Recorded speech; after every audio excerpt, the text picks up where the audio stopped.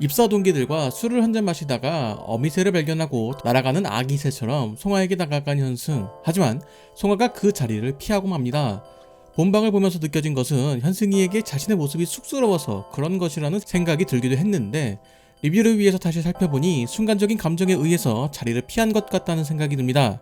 밖으로 나온 송하가 숨을 가쁘게 쉬는 모습이 나오는데, 이런 모습이 자신을 진정시키기 위해서 심호흡을 한 것이 아닐까라는 생각이 드네요.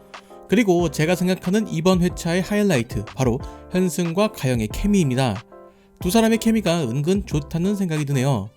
만약 현승과 송하가 이루어지지 않는다면 가영은 또 어떨까 싶네요. 그리고 두 사람을 택시에 태우는 장면의 뒷배경에 양꼬치 집이 등장하는데, 핑크빛 하트가 네온으로 있어서 두 사람의 미래를 암시하는 듯한 느낌이 들어서 아주 좋았습니다. 이후 승남매가 식사를 하는 장면에서 지승의 과거에 대한 이야기가 등장했습니다. 파혼에 대한 이야기를 하면서도 자세한 이야기를 하지는 않았는데요. 지승에게는 파혼이 문제가 아닌 것 같습니다. 그럼에도 이후에 재훈과 재회를 하는 장면에서도 자신이 파혼을 했다는 이야기를 먼저 꺼냅니다.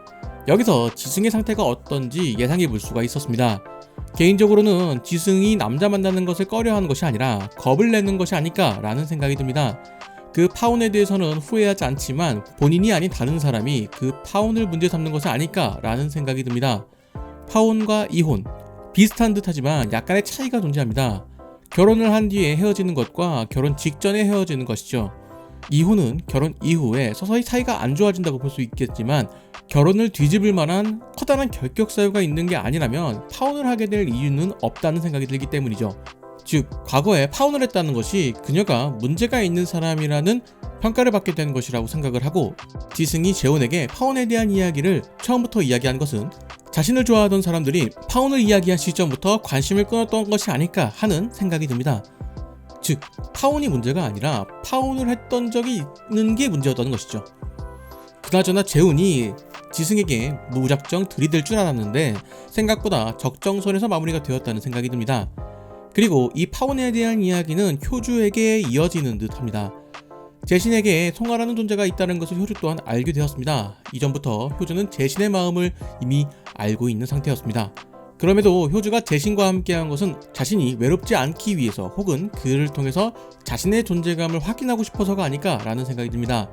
그런 과정에서 재신이 자신에 대한 애정이 적더라도 더 사랑해주면 극복할 수 있을 것이다, 혹은 시간이 지나면 재신 또한 자신을 사랑하게 될 것이다 라고 생각한 것이죠. 그러나 자신에게 올 것이라고 생각했던 사랑이 지금 송하에게 가고 있다는 것을 눈치챈 것으로 보입니다. 지금까지 존재감이 미미했던 효주가 이후의 이야기에서 자신의 존재감을 크게 나타낼 것이라는 생각이 듭니다. 그런 효주의 움직임에 의해서 송하와 현승이도 영향이 있을 것 같다는 생각이 듭니다. 그런데 이 현송 커플은 난관이 생길수록 더 애틋해지는 것 같지 않나요? 결국 이들에게 무슨 일이 생기더라도 이미 서로에게 가까워지고 있으니 크게 걸림돌이 될 것 같지는 않습니다.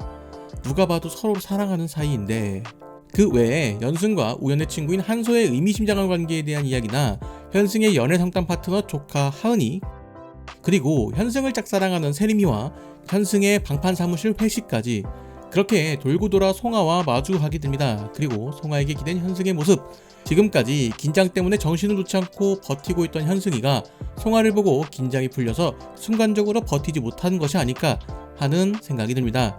그만큼 현승이가 송하에게 많이 기대고 편하게 생각하고 있다는 것이겠죠. 그 과정에서 재신에 대한 진심이 등장했습니다. 유럽 프로젝트에 송하를 보내려는 듯한 모습이죠. 그런데 그런 재신의 의지가 자신과 함께하기 위함이 아니라 진짜 송하를 위함이라는 생각이 들었습니다.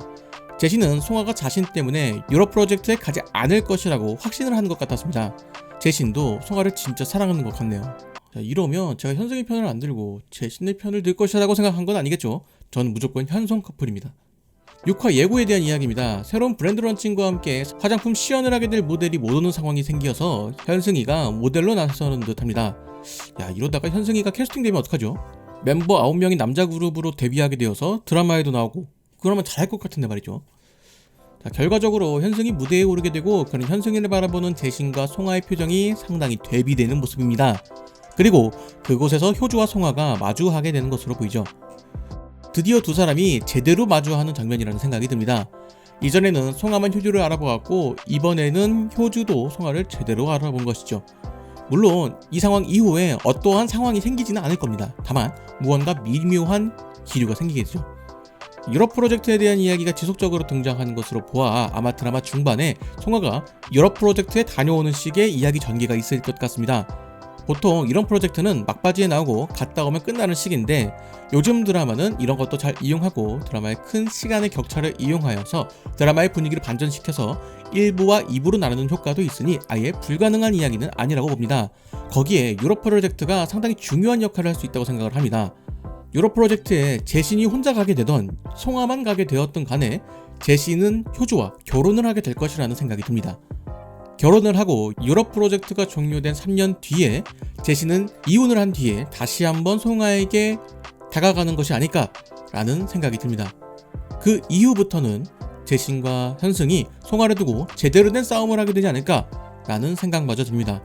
그때 가서는 현승도 자신만의 입지가 존재할 것이고 재훈과 지승이 커플이 되어서 이전에 재신이 재훈의 도움으로 높은 자리에 올라간 것처럼 현승이도 재훈의 도움으로 높은 자리에 올라가게 될 것으로 보입니다. 정리하면 유럽 프로젝트 종료 이후에 재신은 효주와 이혼을 하게 되고 현승이는 이전에 재훈에 의해서 재신이 차지했던 자리를 현승이가 대신하게 되는 것은 아닐까라는 생각이 듭니다. 자, 그렇다면 효주는 어떻게 될까요? 재신에 대한 집착을 유지하고 있을까요? 아니면 새로운 이야기가 등장할까요? 어디까지나 제 생각이니 여러분들은 어떻게 생각하시는지 댓글로 남겨주시면 감사하겠습니다. 저는 6화 리뷰로 돌아오도록 하겠습니다.